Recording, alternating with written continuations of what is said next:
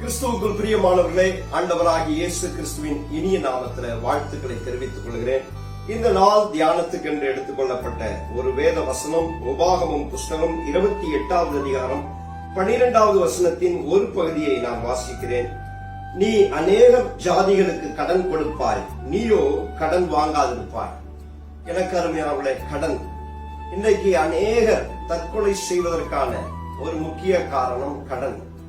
கடனை வாங்கி நிம்மதி இல்லாமல், அதை அடைக்க முடியாமல், அது அவமானமாக கருதுகிறபடியினாலே அவர்கள் அநேகர் குடும்பத்தோடு தற்கொலை செய்து கொள்கிறதை நாம் பேப்பர்ல பார்க்கிறோம், அடிக்கடி நாம் கேள்விப்படுகிறோம். கடன் ஒவ்வொரு மனுஷனுடைய வாழ்க்கையும் நிம்மதியை இழக்க பண்ணிவிடும். கடன் வாங்கினவன் கடன் கொடுத்தவனுக்கு அடிமை என்று சொல்லப்பட்டிருக்கிறது. எனக்கு அருமையானவர்களே, அநேகர் கடனை வாங்கி வட்டியே தங்களுடைய வருமானத்தை எல்லாம் வட்டிக்கே செலுத்தி இப்படியாக ஆசீர்வாதங்களை எல்லாம் இழந்து போய் நிற்கிறதை நாம் பார்க்கிறோம். வேதாகமத்துல ஒரு சம்பவம் சொல்லப்பட்டிருக்கிறது. எலிசா என்ற மனுஷனிடத்துல, தீர்க்கதரிசியின் இடத்துல ஒரு ஸ்திரீயானவள் வந்து இப்படியாக சொல்வார், ஐயா, என்னுடைய கணவர் மரித்து விட்டார், அவர் அநேக கடனை வாங்கி வைத்து விட்டு மரித்து விட்டார். இன்றைக்கு எங்களால கடன் அடைக்க முடியவில்லை. கடன் கொடுத்தவர்கள் எங்கள் பிள்ளைகளை அடிமைகளாக கொண்டு போகும்படிக்கு அவர்கள் வந்து கேட்கிறார்கள், உம்மால் ஏதாவது உதவி செய்ய முடியுமா என்று சொல்லி அவள் கேட்ட பொழுது எலிசா சொல்லுகிறார், உன்னிடத்துல என்ன இருக்கிறது என்று கேட்டார். அப்பொழுது அந்த ஸ்திரீயானவள் சொல்லுகிறார், என்னிடத்துல ஒரு குடம் எண்ணெய் இல்லாமல் வேறு ஒன்றுமில்லை என்று சொல்லி அந்த ஸ்திரீயானவள் சொன்ன பொழுது, நீ அநேக அயலாரிடத்துல போய் வெறும் பாத்திரங்களை வாங்கி கொண்டு வந்து கதவை சாத்தி அந்த எண்ணெயை அந்த பாத்திரங்களை வார்த்து வை என்று சொல்லுகிறார். அப்பொழுது அந்த ஸ்திரீயானவள் அநேக இடத்துல வெறும் பாத்திரங்களை வாங்கி கொண்டு வந்து அந்த எண்ணெய் பிள்ளைகளோடு சேர்த்து வார்த்து வைத்தார். அப்பொழுது வெறும் பாத்திரங்கள் இருக்கிறதா என்று பிள்ளைகளிடத்துல கேட்டார். பாத்திரம் இல்லை என்ற உடனே எண்ணெய் நின்று போயிற்று. அப்பொழுது எலிசாவினிடத்துல கொண்டு வந்து வைத்து சொன்ன பொழுது, இந்த எண்ணெயை விற்று உன் கடனை அடைத்துக்கொள், மீதியை வைத்து உங்கள் குடும்பத்தை நடத்தி கொள்ளுங்கள் என்று சொன்னார். எனக்கு அருமையானவர்களே, கடன் பிரச்சனையில இருக்கிறவர்களுக்கு தேவன் உதவி செய்ய வல்லவராயிருக்கிறார்.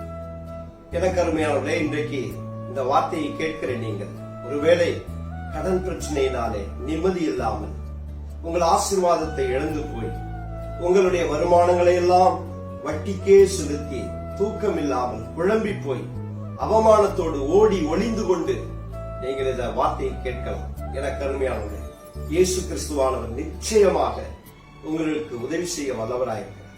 இந்த வசனத்துல பார்க்கிறோம், நீ அநேக ஜாதிகளுக்கு கடன் கொடுப்பாய், நீயோ கடன் வாங்காதிருப்பாய் என்று ஆண்டவர் சொல்லுகிறார். நிச்சயமாக இந்த இயேசு கிறிஸ்துவிடத்துல வருகிறவர்களுக்கு அவர் எப்பேற்பட்ட பிரச்சனையிலிருந்தும் விடுதலையாக்க அவர் வல்லமையுள்ள உண்மையுள்ள தேவனாயிருக்கிறார். ஒருவர் தாம் ரட்சிக்கப்பட்ட அனுபவத்தை என்னிடத்தில் இப்படியாக சாட்சியாக சொன்னார். அவர் நிறைய கடன் வாங்கி அதை அடைக்க முடியாமல் நிம்மதி இல்லாமல் குடும்பமாக ஒரு நாள் மரித்து போகலாம் என்று சொல்லி பாய்சன் எல்லாம் வாங்கி கொண்டு வந்து குடும்பமாக உட்கார்ந்து அவர்கள் கதவை சாத்தி விட்டு சாகலாம் என்று தீர்மானித்த பொழுது, அந்த சத்தம் வெளியில கேட்கக்கூடாது என்பதற்காக டிவியை ஆன் பண்ணி வைத்து விட்டு அவர்கள் இப்படியாக திட்டமிட்டு கொண்டிருந்த பொழுது டிவியில ஒரு தேவதாசன் இப்படியாக பிரசங்கம் பண்ணினார்.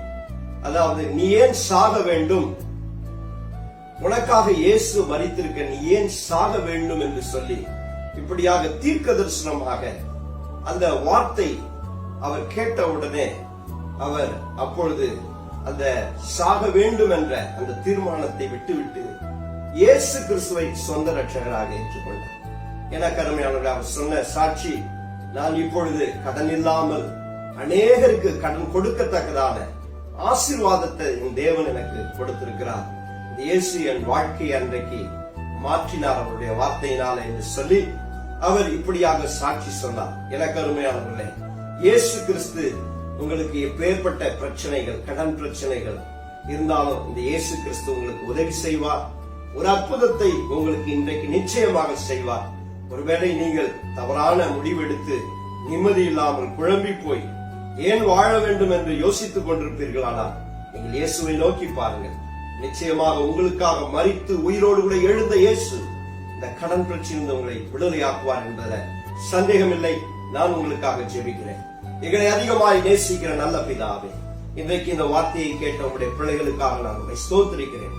அவர்கள் கடன் பிரச்சனையில ஆண்டவரே நிம்மதி இல்லாமல் அவமானத்தோடு ஓடி ஒளிந்து கொண்டு கவலையோடு கண்ணீரோடு இந்த வார்த்தையை கேட்டுக் கொண்டிருப்பார்களானால் இன்றைக்கு உங்களுடைய பிள்ளைகளை எல்லா கடன் பிரச்சனை விடுதலையாக்கி உங்களை ஆசீர்வதிக்கும்படி ஜெபிக்கிறோம். இன்றைக்கு ஒரு அற்புதத்தை உங்களுடைய பிள்ளைகளுக்கு நீ செய்வீரார். இயேசுவின் நாமத்தில் ஜெபிக்கிறோம் நல்ல பிதாவே, ஆமென்.